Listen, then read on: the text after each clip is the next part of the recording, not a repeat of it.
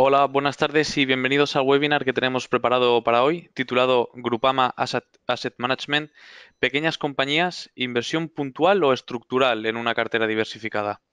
Hoy contaremos con Álvaro de Liniers y Iván Díez, que nos comentarán hoy un poco en el webinar de hoy acerca del el fondo con sesgo hacia small caps, concretamente hacia Avenir Small Cap Europe.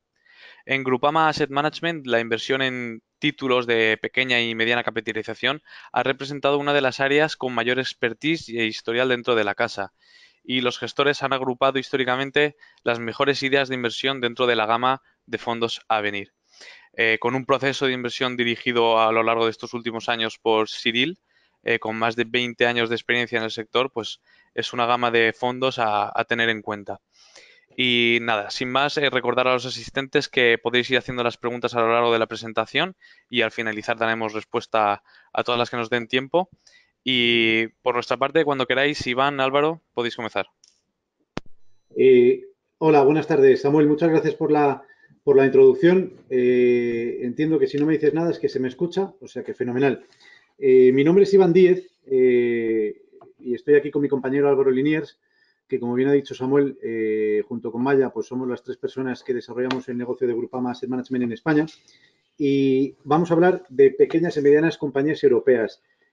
¿Por qué pensamos en Grupama Asset Management que tener exposición dentro de nuestras carteras de renta variable, tener exposición a compañías de pequeña y mediana capitalización, pues se antoja clave? Hay una serie de factores que hacen que sea muy atractivo tener este tipo de compañías complementando la cartera de renta variable, complementando a las compañías de gran capitalización. Y empezaré diciendo un par de cosas.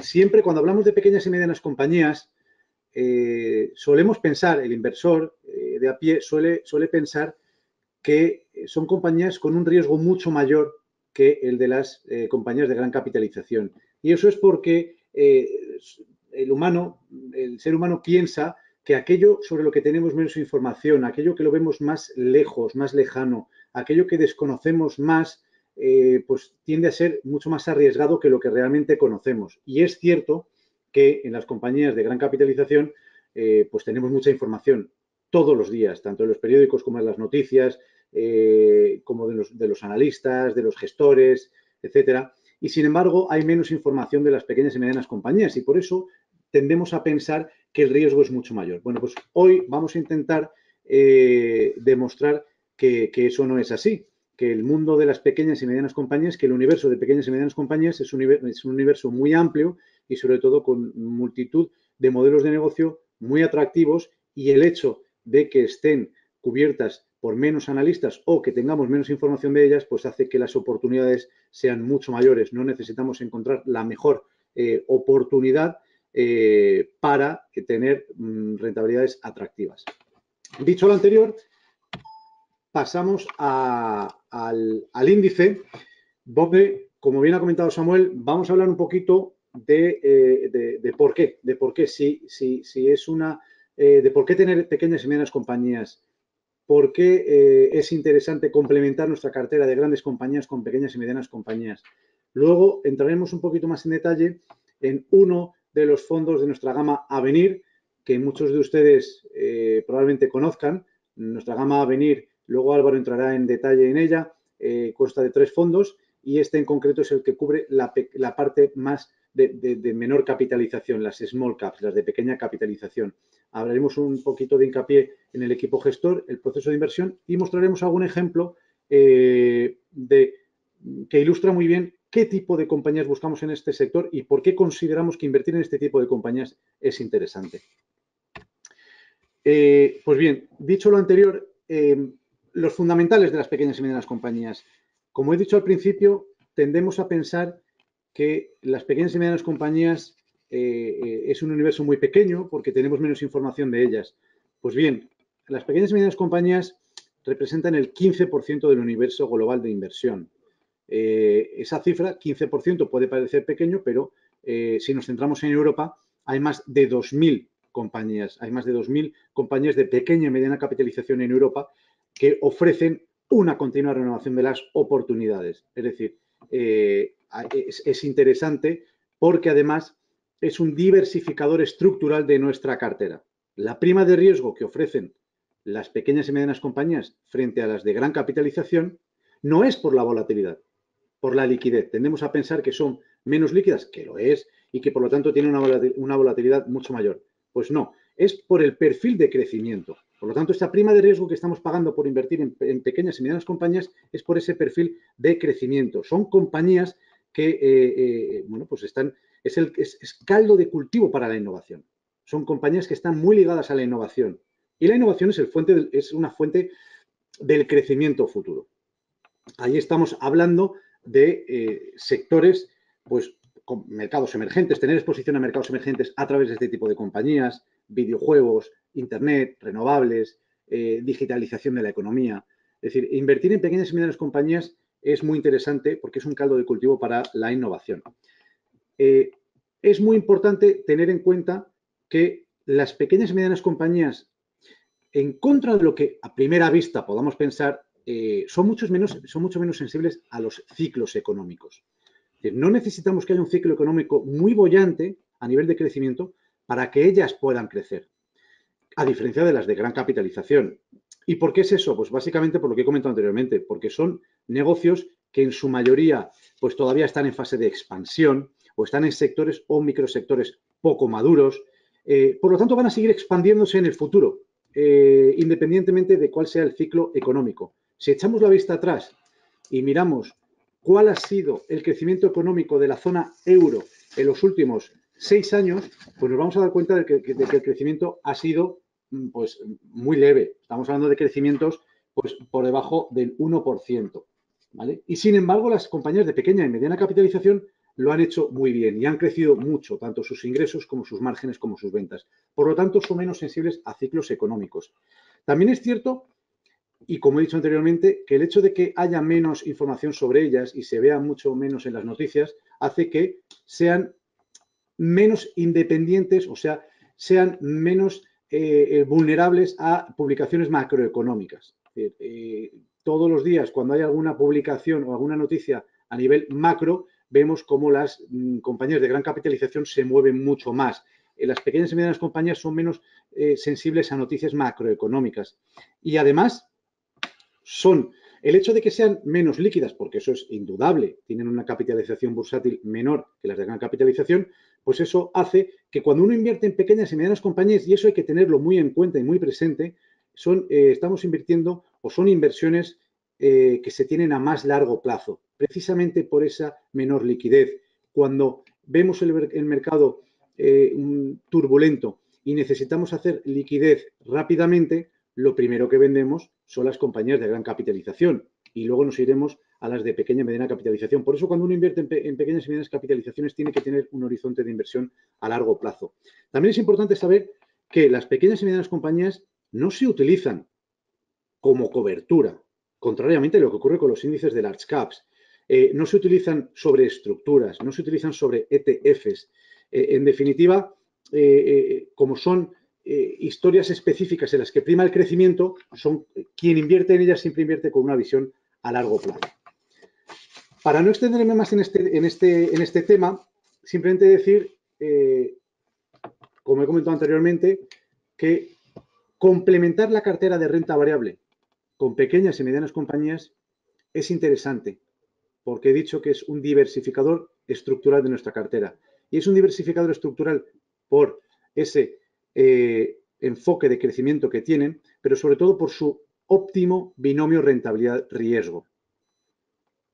No vamos a decir que sean menos volátiles, más rentables, no, vamos a decir que a igualdad del riesgo, es decir, con la misma volatilidad, históricamente se ha visto o se ha demostrado cómo las compañías de pequeña y mediana capitalización son mucho más rentables que las de gran capitalización. Y son mucho más rentables que las de gran capitalización con el mismo nivel de riesgo o de volatilidad por todos los factores que he comentado anteriormente. Por eso, en Grupama Asset Management consideramos que tener exposición a compañías de pequeña y mediana capitalización se antoja clave si queremos tener un posicionamiento adecuado en Europa.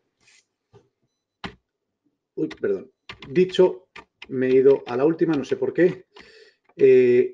Habiendo hablado ya de los fundamentales, quiero hacer una breve introducción y luego Álvaro hablará más en detalle de nuestro fondo de pequeñas capitalizaciones. Quiero hacer una pequeña introducción del GFund Avenir Small Cap Euro.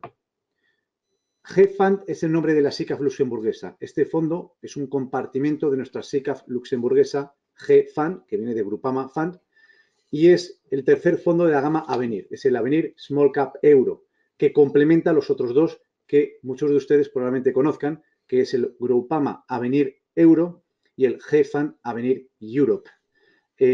Los tres fondos están gestionados por el mismo equipo y con una filosofía muy clara y muy marcada desde su origen, y luego Álvaro hará hincapié en ello.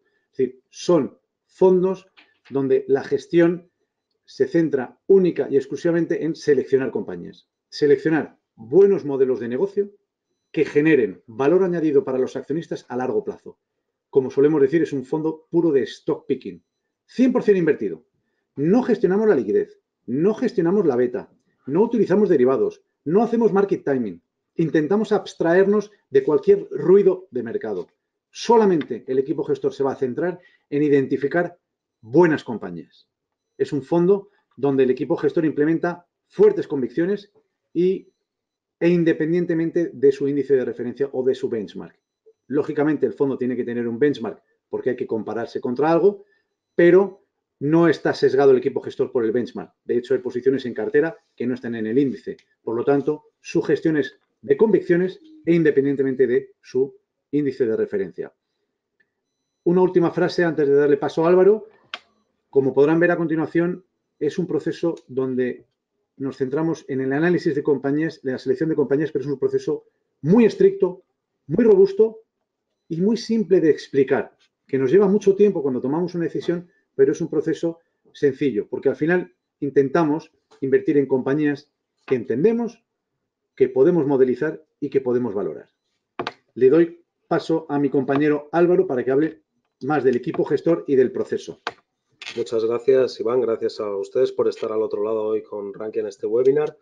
Me voy a parar brevemente en la parte del equipo gestor. Lógicamente, en un fondo, como dice Iván muy bien, que depende altamente del acierto o no acierto de la selección de compañías, pues es importante saber quién está detrás del fondo, ¿no? En este caso, el gestor líder de los fondos Avenir es Cyril Carrier, lidera ya desde 2012 todas las estrategias Avenir, esas tres carteras que comentaba Iván, ¿no? Que al final del día invierten en pequeñas y medianas compañías de la eurozona, como es el caso de este fondo, pero también tenemos un fondo europeo de medianas compañías, ¿no? Cyril Carrier cuenta con más de 20 años de experiencia en inversores. Comienza su carrera profesional en 1998, hace más de 20 años, como analista de compañías europeas. En aquella época comienza ya a mirar compañías de todos los tamaños y fuera de los grandes índices. Esto es importante, ¿no? Es importante la experiencia de análisis de Carrier, ya que en definitiva, como decíamos, el éxito o no del fondo dependerá de su calidad, capacidad e historial o track record como analista, ¿no? Por este motivo, reconforta tener al frente de los fondos un analista tan experimentado en el universo invertible. Tras su etapa de analista, como ven ahí, comienza a gestionar en el año 2007 en otra casa, con mucho éxito, incluso atravesó la crisis pues haciendo lo mejor que sus competidores y siempre en pequeñas y medianas compañías, ¿no? Hasta llegar hasta Grupama Asset Management ya en el año 2012 para inicialmente tomar las riendas de nuestro fondo Eurozona de medianas compañías, el Grupama Avenir Euro, y posteriormente pues estar involucrado en este fondo de small o de pequeñas compañías, ¿no? Ayudándole en el día a día. Como ven ahí, tenemos a otro Cyril, en este caso el nombre es diferente, pero es muy parecido, que es Cyril Levansay. Especialmente relevante para este fondo es el cogestor del fondo, también llegó a la gestora en el año 2012 y también tiene un rol de análisis. Como decimos, es muy importante, son gestores, pero no son gestores creadores de carteras, sino más bien son analistas, ¿no? Y muy importante, ambos gestores cuentan con independencia frente a otros fondos de la casa y a la hora de reflejar sus mejores ideas en las tres carteras finales que gestionan, ¿no? Tienen total libertad dentro de la casa para implementar en estas tres carteras lo que ellos creen que va a añadir valor o valor añadido para el accionista a largo plazo, ¿no? ¿Cómo surge en este caso pues, el G-Fund o el G-Fund Avenir Small Cap Euro? Pues muy sencillo, ¿no? surge para aprovechar una expertise, una experiencia, un conocimiento que ya tenemos tras gestionar muchos años renta variable europea más allá de las grandes compañías, ¿no? Hay muchos títulos de menor capitalización o small cap o pequeñas compañías, mejor dicho, que no podíamos incluir en nuestras carteras de mid cap o medianas compañías por motivos obvios de liquidez, son compañías con una capitalización menor de media, y con el lanzamiento de este producto, pues ya hace algún tiempo, pues en cierto modo, hablando llanamente, pues empaquetamos las mejores ideas de nuestros analistas en pequeñas compañías, ¿no? No se trata, por tanto, un producto que busca aprovechar modas o captar dinero fácil, sino aprovechar nuestra experiencia y saber hacer analítico y en la región eurozona, ¿no? Hay un factor positivo en esto, las compañías dentro del fondo, siempre que cumplen sus modelos de crecimiento, como decía Iván, son susceptibles de, en un momento dado, dar incluso el salto a nuestros fondos de medianas compañías, ¿no? Cuando lleguen hipotéticamente estas compañías, pequeñas compañías, a los fondos de medianas compañías, ya son de nuevo viejas conocidas para los gestores, lo cual también es positivo, ¿no? Y además no supone una excesiva carga de trabajo extra la gestión de este fondo de pequeñas compañías, porque en la mayoría de los casos los títulos que incluimos en estas carteras ya los conocíamos o son ideas que surgen, mejor dicho, por la gestión de las dos carteras de medianas compañías. En este caso, pues muchas ideas surgen por lo que los gestores llaman capilaridad. Competidores, proveedores, etcétera, de compañías que ya tenemos desde hace años, ¿no? Hay una pequeña diapositiva que trata el proceso de inversión, no me voy a parar en todos los puntos, creo que luego van a disponer en Rankia de la presentación, pero, y de nuevo es importante, siempre que hablamos del fondo hablamos de un modelo puro de selección de compañías o stock picking, ¿no? Como dicen los ingleses, ¿no? De nuevo, el éxito del fondo va a estar ligado al acierto de los gestores en la selección de compañías. Como decía Iván, no hay derivados, no se gestiona el nivel de inversión, es un fondo que busca estar completamente invertido en todo momento, tiene algo de liquidez para gestionar salidas y entradas de dinero, para gestionar salidas de dinero, mejor dicho, y no se hacen apuestas por sectores y o regiones, ¿no? Buscamos compañías con un perfil de crecimiento importante o perfil growth. No se trata, por tanto, de un fondo value, si entendemos por value la parte relativa puramente a los ratios, ¿no? Prestamos mucha importancia al balance de las compañías, a su capacidad de generación de flujos de caja, ya que en definitiva el cómo o no, o la cantidad o el volumen de generación de flujos de caja de estas compañías es relevante y luego, sobre todo, analizar cómo pone ese dinero a trabajar para ser compañías punteras en sus sectores y compañías de futuro, ¿no? Solo invertimos en compañías que entendemos, que los gestores, que son analistas, pueden entender y modelizar, siempre con una visión de largo plazo, ¿no? El 80% del tiempo del equipo gestor se emplea en monitorizar las posiciones en las que estamos invertidos, siempre a través de una relación muy cercana con los equipos directivos de las compañías que tenemos en las carteras, ¿no? Los gestores viajan y tienen reuniones, conferencias telefónicas de forma muy regular con los equipos de las compañías que tenemos para controlar que los modelos de negocio se van cumpliendo de forma rigurosa y que las compañías van haciendo lo que nos prometieron hacer, ¿no? Los gestores únicamente analizan pequeñas y medianas compañías y esto de nuevo es muy importante. No trabajan para otros fondos de la casa, es decir, operan como una unidad independiente en la cual se centran únicamente en encontrar las mejores ideas dentro del sector o dentro de las pequeñas y medianas compañías europeas, ¿no? Esta es una diapositiva realmente sencilla en la cual pues ves un poco o ven un poco cómo es el ciclo del proceso inversor para un fondo así, que es un fondo lo que llaman los analistas 100% bottom-up o 100% centrado en encontrar buenas ideas, ¿no? En primer lugar, como decíamos, buscamos identificar negocios innovadores de futuros orientados al crecimiento, ¿no? Los gestores son muy rigurosos y tras muchos años, experiencialmente Cyril Carrel, como decíamos, que lleva analizando compañías desde el 98, conocen perfectamente el tipo de compañías que les gusta tener en cartera y cuáles no. No pierden el tiempo con ideas que saben que están en subsectores o que tienen perfiles que no les pueden cuadrar. Directamente las desechan en un inicio, ¿no? En segundo lugar, como ven ahí, pues se lleva a cabo un análisis fundamental. No miramos la macroeconomía en este fondo, como decía Iván, entre otros factores, siempre los gestores se fijan en títulos que tengan un fuerte poder de fijación de precios, compañías que tengan buena posición competitiva, siempre intentamos buscar títulos en mercados con pocos jugadores o que no sean muy eficientes, que no haya muchos jugadores. Aprovechamos siempre para invertir en compañías con equipos gestores transparentes y que tengan ya cierto historial favorable a sus inversores. No invertimos en las llamadas startups, es decir, invertimos ya en equipos que tienen cierto historial, muchas veces incluso son familias las que están detrás de las compañías y, en definitiva, hablamos de equipos de calidad contrastada. También miramos modelos de negocio con sólidos balances, como decíamos, que generen mucha liquidez. Miramos también cómo pueden ser de resistentes los flujos de caja o no en diferentes escenarios que generan las compañías. Y no invertimos, esto es muy importante, por lo general en títulos que puedan depender de factores, por ejemplo, regulatorios o exógenos, es decir, ajenos a las propias compañías, ¿no? Tampoco en las carteras de este fondo ustedes verán negocios puramente domésticos o que solo se queden en una región, sino apostamos por compañías que puedan proyectar su crecimiento más allá de sus fronteras o donde están basadas, ¿no? En el tercer punto, y ya para ir terminando, pues en la parte de la valoración, pues obviamente, como decimos, los gestores son analistas, tienen sus propios modelos de descuentos de flujos de caja, de valoración, y se revisitan de forma regular, dado que son compañías, como decimos, de crecimiento y evolucionan con cierta rapidez. No hacemos nunca modelos centrados en el corto plazo, sino de medio y largo plazo. Por lo menos 3 años intentamos ver cómo va a evolucionar la compañía. Y por último, como ven ahí, pues se toma una decisión. Las decisiones de compra son muy meditadas, y el analista puede estar, o el gestor analista puede estar hasta un año analizando los balances, viendo el modelo de negocio y hablando con las compañías antes de invertir, ¿no? Se trata de generar o de tener un margen de seguridad suficiente, que es el primer control de riesgo en este tipo de fondos, ¿no?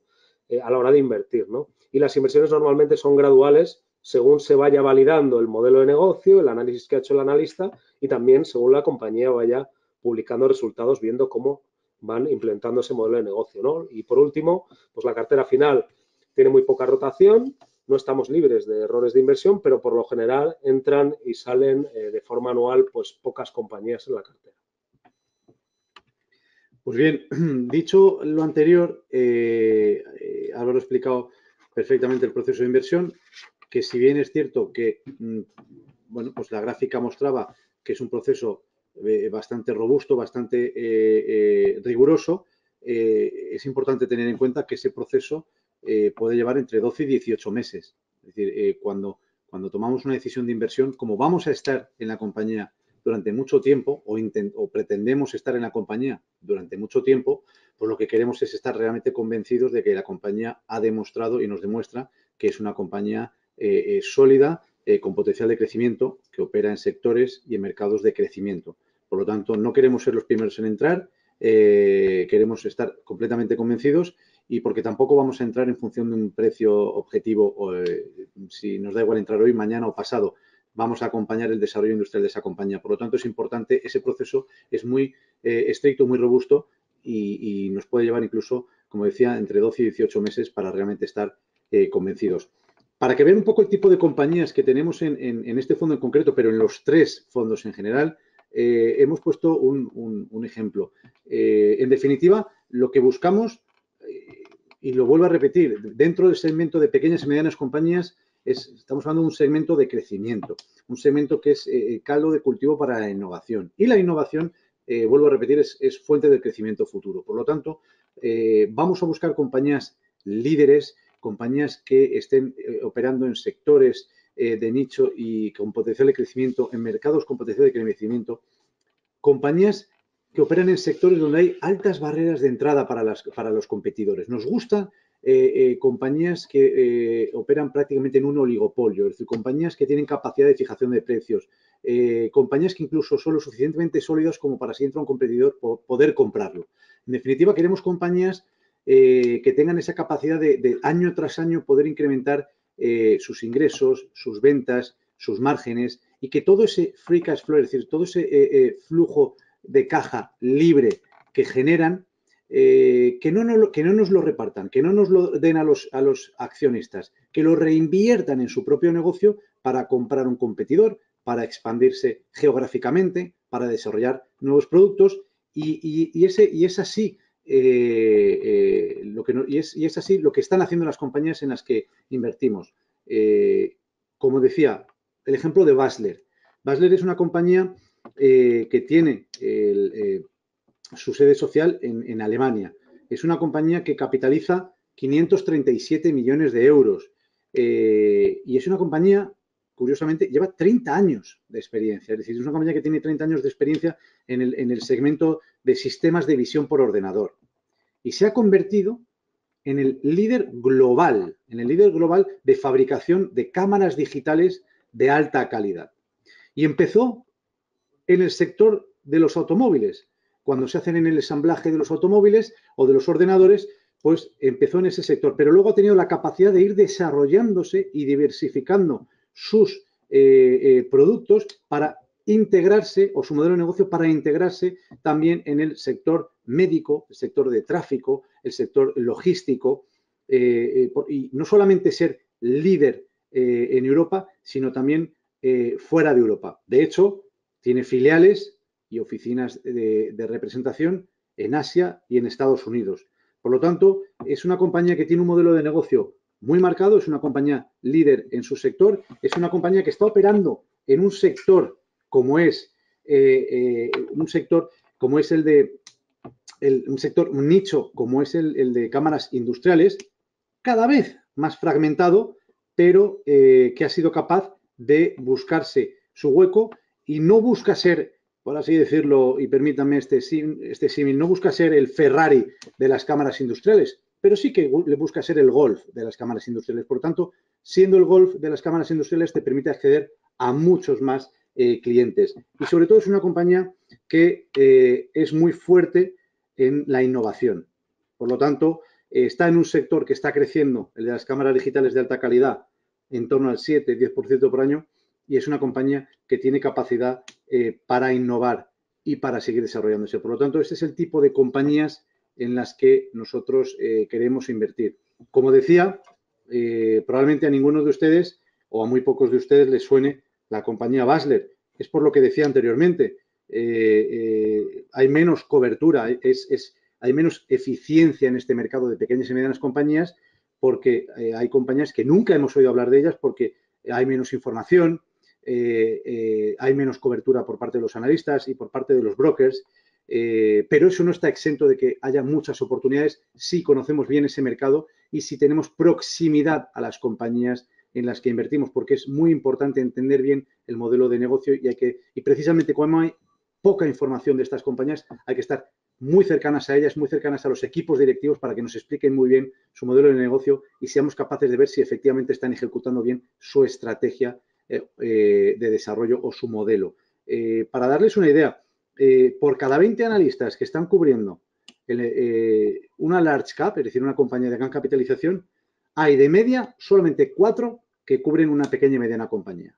Por lo tanto, no por el hecho de que haya menos cobertura en este tipo de compañías, va a dejar de haber oportunidades o va a ser una inversión con mucho más riesgo o con mucho más volatilidad. Es cierto que es una inversión menos líquida, que en momentos, evidentemente, como puede ser el 2008, donde solamente había salidas y salidas y salidas y salidas de dinero en los mercados de renta variable, pues estas compañías van a sufrir porque independientemente, como decía al principio, de que uno cuando necesita liquidez venda las que más rápido puede vender, que son las large caps, al final si tiene que seguir vendiendo, acabará vendiendo las de pequeña y mediana capitalización y al ser menos líquidas pues sufrirán.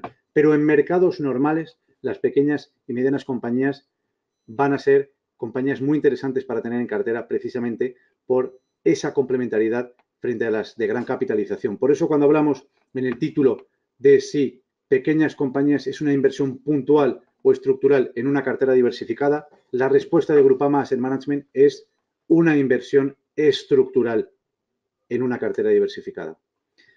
Y nada más, esperamos que hayamos sido claros, hemos intentado ser breves y abrimos por si hay alguna pregunta. Entiendo, Samuel, que hay alguna pregunta y no sé cómo procedemos. Sí, ¿Nos has enviado? os las he pasado por ahí, pero si queréis os las voy diciendo yo, porque la verdad es que hemos tenido unas cuantas preguntas, vamos a ir por partes. En primer lugar, han preguntado cómo determináis si una empresa es demasiado pequeña para invertir y cómo puede afectar la falta de liquidez a las inversiones del fondo. Efectivamente.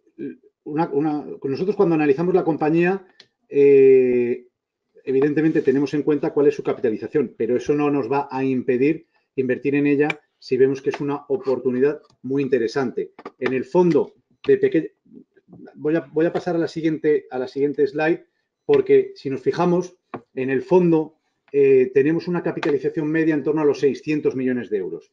Es cierto que no podemos, en una compañía con una capitalización de 600 millones de euros, pues no podemos invertir mucho dinero en ella, porque efectivamente no queremos nunca incidir en los precios, ni de compra ni de venta, porque nuestra idea no es incidir en los precios, nuestra idea es acompañar el desarrollo industrial de esas compañías. Por eso el fondo a día de hoy tiene un tamaño de 40 millones de euros. Y es un fondo que precisamente por invertir en ese tipo de compañías, pues probablemente limitemos las suscripciones, pues cuando el fondo llegue a un tamaño de unos 250 o 300 millones de euros, porque un 1% de 300 millones de euros son 3 millones de euros, que es asequible para una compañía, como he hablado anteriormente, como Basler, que capitaliza 537 millones de euros. Pero si queremos meter 20 millones de euros en una compañía que capitaliza 500 millones de euros, pues, pues ya estaríamos teniendo un peso muy, muy importante. Una de las a colación con esta respuesta, como pueden ver ahí en las primeras posiciones del fondo, la primera no supera el 5%. Para nosotros es muy importante gestionar bien la liquidez, como comentaba la persona que ha hecho la pregunta. Para gestionar bien la liquidez no queremos invertir en una compañía, primero, que suponga un peso muy importante del fondo, que suponga un peso muy importante de la compañía, y por lo tanto, cuando decidimos entrar en la compañía, vamos a entrar con un pequeño porcentaje del fondo para que la compañía nos demuestre que efectivamente no nos hemos equivocado, que efectivamente a raíz desarrollando su modelo de negocio nos va a quitar o nos va a dar la razón. Entonces, para diversificar bien la cartera y para que el éxito del fondo, y es así en nuestros 3 fondos a venir, para que el éxito, queremos que el éxito del fondo sea el éxito de una buena selección de compañías, no porque hemos apostado a poner un 8 o un 9% en una compañía y se ha ido bien, fenomenal, y se ha ido mal, fatal. No, queremos diversificar bien la cartera y darle un peso razonable para mantener tanto la liquidez del fondo como la liquidez de las compañías en las que invertimos. Pero evidentemente hay compañías que si capitalizan 200 o 300 millones de euros, pues el peso que podremos darle en el fondo será menor, puesto que no queremos tener una posición muy importante en las compañías. Dicho eso, independientemente de que tengamos un peso importante en las compañías, nunca vamos a querer sentarnos en el Consejo de Administración. Nunca. Nosotros no sabemos cómo gestionar una compañía, nosotros sabemos analizar las compañías. Por lo tanto, independientemente de que tengamos un peso importante de una compañía, nunca pediremos un asiento en el Consejo. Solamente nos limitaremos a analizar, a ver y a comprobar que efectivamente están desarrollando bien la estrategia. Una de las ventajas que habéis comentado es que son empresas en las que se mide mucho por el crecimiento futuro y la innovación. ¿Cómo valoráis si esas empresas su modelo de negocio puede ser pisado por una gran empresa? De hecho, voy a coger en relación a otra pregunta que han hecho, ¿el objetivo es un poco esperar que esas empresas sean opadas en un futuro o cómo lo planteáis? No, de hecho, no nos gusta que haya OPA sobre nuestras compañías, porque lo que queremos es estar como accionistas en esas compañías. De hecho, en nuestros fondos de medianas compañías, hace 2 años teníamos una compañía fantástica alemana que se llamaba KUKA, donde había uno de sus accionistas, era Midea, era una compañía china que tenía el 14% y decidió lanzar una OPA. Evidentemente tuvimos que aceptarla, la prima era interesante, pero tuvimos que aceptarla porque era una OPA, no íbamos a ser los únicos accionistas que no la aceptaban y no nos gustó. No nos gusta que se hagan OPAs. Es cierto que el segmento de las pequeñas y medianas compañías es un segmento muy sensible a la actividad de M&A, a la actividad de fusiones y adquisiciones, pero a nosotros no nos gusta eso. No nos gusta porque al final nos ha llevado mucho tiempo analizar la compañía, mucho tiempo analizar su modelo de negocio. Hemos entrado para estar en el largo plazo en la compañía y cuando llega una OPA, pues lamentablemente quiere decir que tenemos que salir de esta compañía que tanto nos gustaba. Por lo tanto, es cierto que son susceptibles de ser opadas, pero no invertimos en ellas con el objetivo de que sean opadas para ganarle una prima, no. Si finalmente son opadas, pues es una pena para nosotros, ganaremos una prima, pero es una pena porque nos interesaría seguir en la compañía y nunca invertiremos en una compañía porque vaya a ser susceptible de OPA o no.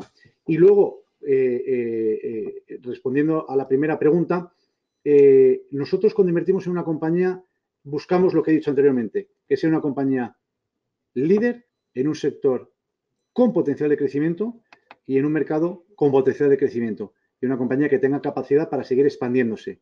En el momento en el que vemos que ese potencial de crecimiento desaparece, bien sea porque han entrado más competidores en el propio sector y por lo tanto hace que el potencial de crecimiento de la compañía se haya visto disminuido, o porque el mercado en el que está operando esa compañía pierde potencial de crecimiento porque ya ha llegado a ser un mercado maduro, ya no hay potencial de seguir creciendo, entonces sí que decidiremos o reducir el riesgo de la compañía en la cartera, o reducir el peso de la compañía en cartera o incluso sacarla.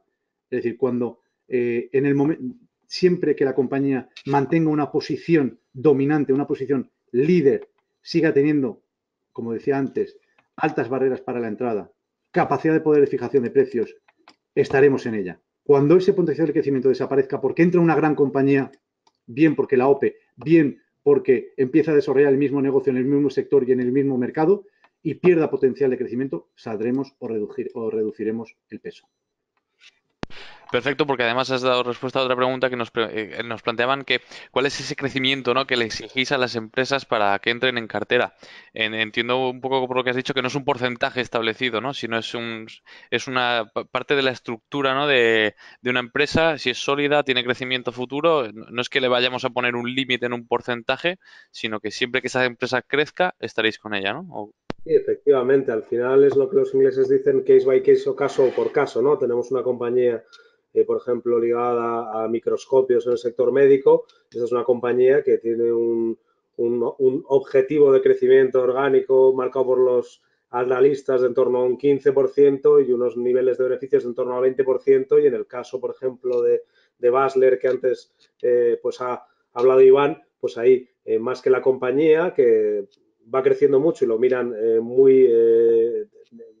de forma regular, pues ahí lo que han identificado es que el mercado de cámaras digitales industriales, en este caso, donde opera Basler, pues es un mercado que crece sistemáticamente entre un 7 y un 10% anual, ¿no? O sea que va a ser caso por caso y luego también eso va a repercutir junto con otros factores en el peso final que tenga la compañía en la cartera. Como ha dicho antes Iván, intentamos no tener más de un 4 o 5% en cada apuesta, o como en las máximas apuestas, mejor dicho, para limitar los riesgos específicos, porque no estamos exentos de errores.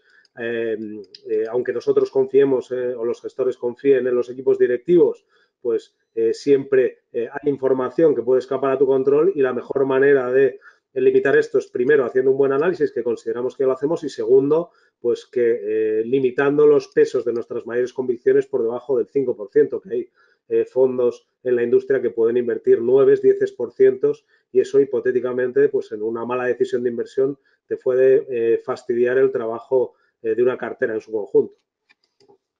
Habéis comentado en varias ocasiones que en este tipo de empresas hay que invertir buscando el largo plazo. ¿Qué entendéis vosotros por largo plazo? Bueno, al final, largo plazo, en España es un término que se toma muy a la ligera. Nosotros, largo plazo, para que se haga una idea, los gestores cuando hacen sus modelos incluyen previsiones de 3 años en adelante. Nadie tiene una bola de cristal, pero cuando nosotros hablamos de largo plazo, pues esperamos, medio plazo sería más bien unos 3 años, largo plazo sería todo lo que vaya más allá de 3 años. Siendo una respuesta muy general, pero desde luego por largo plazo no tenemos en cuenta 1, 2 o solo 3 años. Intentamos mirar más allá. Nos preguntaban si es un fondo enfocado en el sector tecnológico y yo añadiría, ¿el crecimiento está ligado a la tecnología o hay sectores que no necesitan de tecnología para tener crecimientos sostenidos en el futuro? Vamos a ver, supongo que están viendo la última slide, que es el desglose por sectores y por países. Y viene muy al caso la pregunta que acaban de hacer, porque efectivamente el sector tecnológico pesa un 55%. Y uno puede pensar que es un fondo tecnológico. Bueno, pues nada más lejos de la realidad. ¿Qué es lo que pasa?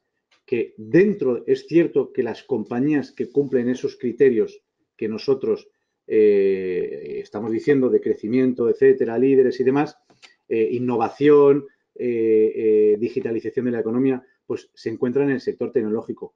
Pero no nos engañemos, dentro del propio sector tecnológico hay diversidad de modelos de negocio muy distintos unos de otros, pero que están en el sector tecnológico. Pongo un ejemplo.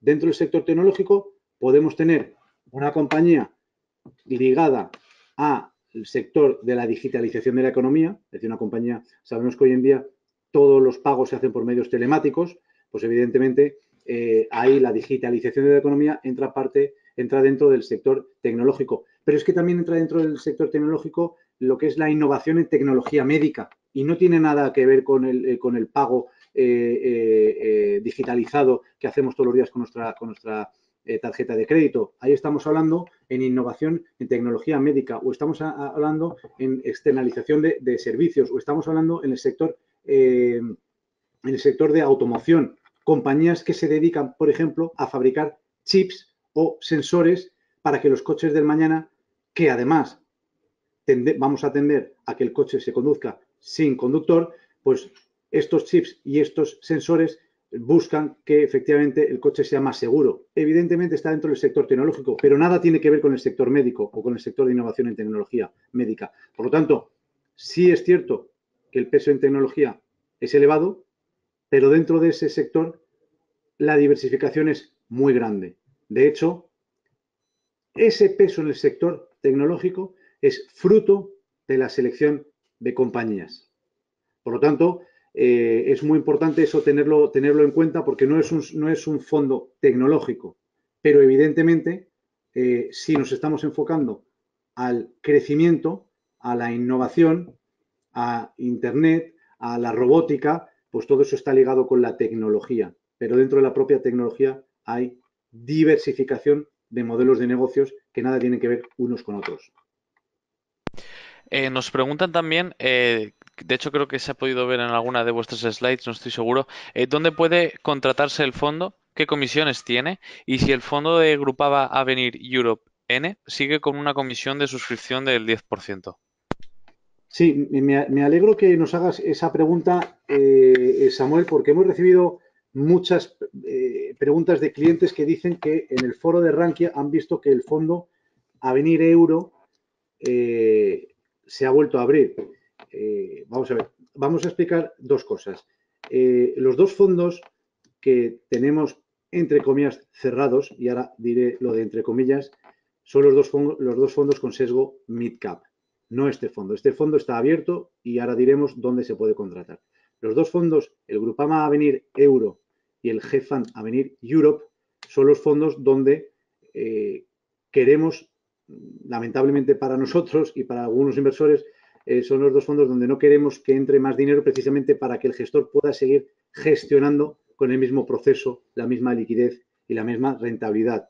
Por lo tanto, no sabemos de dónde ha salido esa información, pero el Grupama Avenir Euro, que es el fondo de derecho francés, es el fondo que tiene un código ISIN que empieza por FR, pues ese fondo sigue siendo un fondo abierto, pero para limitar las entradas cobra una comisión de entrada del 10%.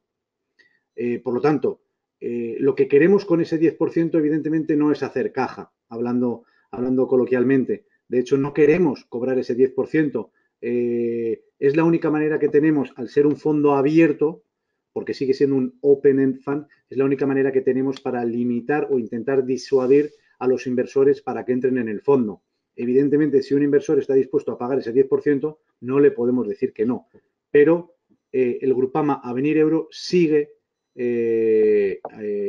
cobrando esa comisión de entrada del 10%, porque afortunadamente para nosotros y para los inversores del fondo, tras el último trimestre tan horrible que tuvimos el año pasado, apenas hubo flujos de salida del fondo y por lo tanto no hay capacidad para volver a reabrir el fondo.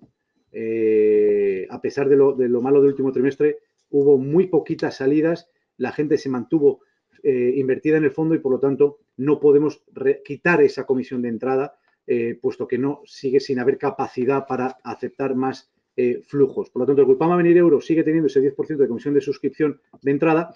Sin embargo, el otro es más fácil porque al ser un compartimento de una SICAV luxemburguesa, el GEFAN Avenir Europe, con sesgo mid-cap, también ese sí que está directamente cerrado y bloqueado. Es decir, cualquier persona que dé una suscripción no es que se le vaya a cobrar un 10%, no, directamente se le va a rechazar.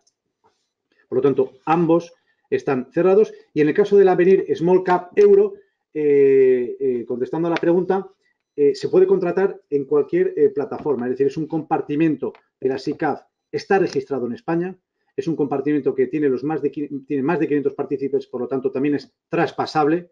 Es un compartimento que forma parte que está en prácticamente todas las plataformas de distribución en España, en muchas entidades financieras de España. De hecho, si uno va a la CNMV y busca en entidades registradas, pone el nombre de la SICAV G-Fund, le va a salir todas las entidades que comercializan esa SICAV en España y, por lo tanto, podrán acudir a su asesor financiero o a su banco y decirle que quieren contratar el fondo. Tiene una comisión, tiene distintas clases de participaciones en función de si es un cliente persona física, si es un cliente persona jurídica o si es un cliente que está pagando por asesoramiento o gestión discrecional de su cartera. De todas maneras, también cualquier información sobre el fondo en nuestra propia web, no de los comercializadores, porque eso lo van a ver en la CNMV, pero cualquier información del fondo en nuestra web también lo pueden ver. Pues muy bien, muchísimas gracias. Sí, perdona, Iván. No, digo que en nuestra web puede ver cualquier información a nivel de clases, comisiones, rentabilidades, folletos y demás. Luego, insisto, en la CNMV es donde pueden ver qué entidades comercializan el Avenir Small Cap Euro, que como hemos dicho está registrado en España y es traspasable. Pues muy bien, muchísimas gracias, Iván. Álvaro, disculpa por haberte cortado en este último momento. Muchas gracias a todos por vuestra atención. Muchas gracias.